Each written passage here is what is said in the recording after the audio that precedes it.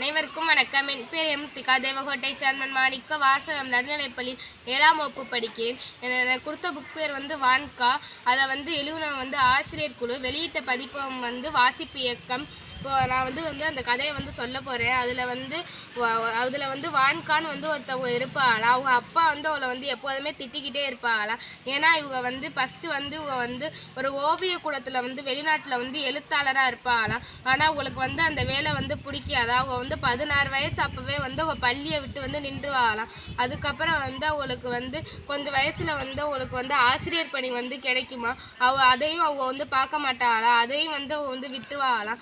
அதுக்கப்புறம் அவங்க என்ன பண்ணுவாங்களாம், அதுக்கப்புறம் அவங்க சொந்த ஊருக்கு அவங்க போவாங்களாம். அப்போ அவங்க அப்பா திட்டுவாங்களாம், நீ எதுக்குமே லாயக்கு இல்லை, ஏன் இந்த மாதிரி எந்த வேலையுமே பார்க்க மாட்டேங்கிற அப்படின்னு திட்டுவாங்களாம். அதுக்கப்புறம் அவங்க சொல்லுவாங்களாம், எனக்கு ஃபாதர் ஆகணும்னு ஆசையாக இருக்குது அப்படின்னு சொல்லுவாங்களாம். அப்போ அதுக்கு அது சரி அதுவாவது நீ ஆயித்தல அப்படின்னு அவங்க அப்பா சொல்லுவாங்களாம். அதோட இவங்களும் ஃபாதர் ஆகிறதுக்கு முயற்சி பண்ணுவாங்களாம். ஆனால் அதுக்கு நுழைவுத் தேர்வு இருக்குமா.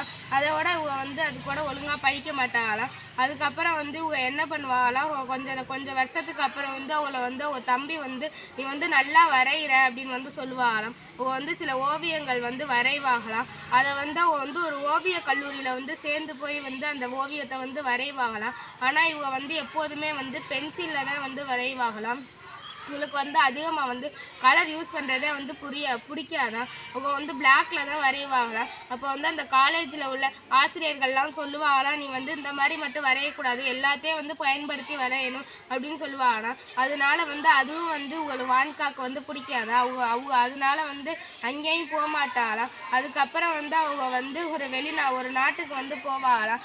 அவங்க நியூசிலாந்துக்கு போவாங்களாம். அங்கே சுரங்கம் கட்டிக்கிட்டு இருப்பாங்களாம். அதுக்குள்ளே நிறைய பேர் வேலை பார்ப்பாங்களாம். அப்போ அந்த வேலைக்காவது போகலாம் அப்படின்னு சொல்லி போவாங்களாம்.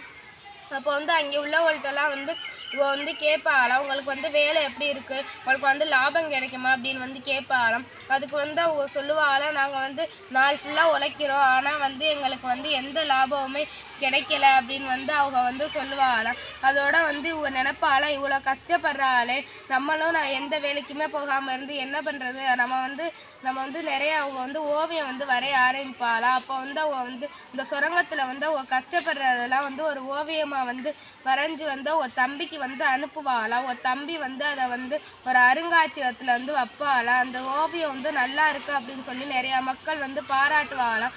அப்போ ஒரு தம்பி சொல்லுவாளாம், நீ நல்லா ஓவியம் வரைகிற, நீ ஓவியர் ஆகலாம் அப்படின்னு சொல்லுவாளாம். அப்போ இவங்க நிறைய ஓவியங்கள் வரைய ஆரம்பிப்பாளாம். அதுக்கப்புறம் ஒரு சொந்த ஊருக்கே வந்துடுவாளாம். அப்போ அவளுக்கு ஒரு ஃப்ரெண்டு கிடப்பாளாம். அந்த ஃப்ரெண்டு அவங்க அவங்க அவங்க 2 பேரும் செம்மையாக வரைவாங்களாம். ஆனால் ஒரு நாள் அவங்க வரைகிறதுல சண்டை வந்துடுமா. அதனால அவங்க ஃப்ரெண்டும் அவளை விட்டுட்டு போயிடுவாங்களாம். அப்புறம் அவங்க தனிமையில் ஒரு டிராயிங்லாம் நிறைய பொருட்கள்லாம் வாங்க உங்களுக்கு காசு தேவைப்படுமா. ஆனால் உங்கள்கிட்ட காசு இருக்காதான். அதோட உங்களுக்கு ரொம்ப கஷ்டப்பட்டு உடல்நிலை முடியாமல் வந்துடுமா. அதோட அவங்க ஆஸ்பத்திரியில் சேர்ப்பாகலாம். ஆனால் அவங்க ஆஸ்பத்திரியில் இருக்கையிலே 100 டிராயிங் அவங்க வரைவாகலாம். அந்த 150 டிராயிங் அவங்க வரைவாகலாம். அதுக்கப்புறம் உடல்நிலை சரியானதுக்கப்புறம் அவங்க வீட்டை விட்டே போயிட்டு ஒரு தனிமையாக ஒரு இடத்துல இருந்துட்டு நிறைய டிராயிங்லாம் வரைவாகலாம். அதெல்லாம் வரைஞ்சி அவங்க தம்பிக்கு அனுப்புவாகலாம். அதை அவங்க அருங்காட்சியகத்தில் காட்சிப்படுத்துவாங்களாம். அதில் சைபர் அதில் ஒரு ஃப்ரூட் இருக்குமா. அந்த ஃப்ரூட்டோட டிராயிங் 11,700 கோடிக்கு அந்த டிராயிங் விலை போகுமா. அப்போது அதுலேருந்து நம்ம டிராயிங்னால நமக்கு இவ்வளோ கிடைக்குது, நம்ம டிராயிங் தானே வரைகிறோம் அப்படின்னு நினச்ச அவங்க நினைப்பாகலாம். இதுலேருந்து நம்ம என்ன தெரிஞ்சுக்கிட்டோம்னா, நம்ம யார் என்ன சொன்னாலும் கேட்கக்கூடாது. நம்ம நமக்குள்ளேயும் ஒரு திறமை இருக்கும், அதை நம்ம வெளிக்காட்டணும். நன்றி, வணக்கம்.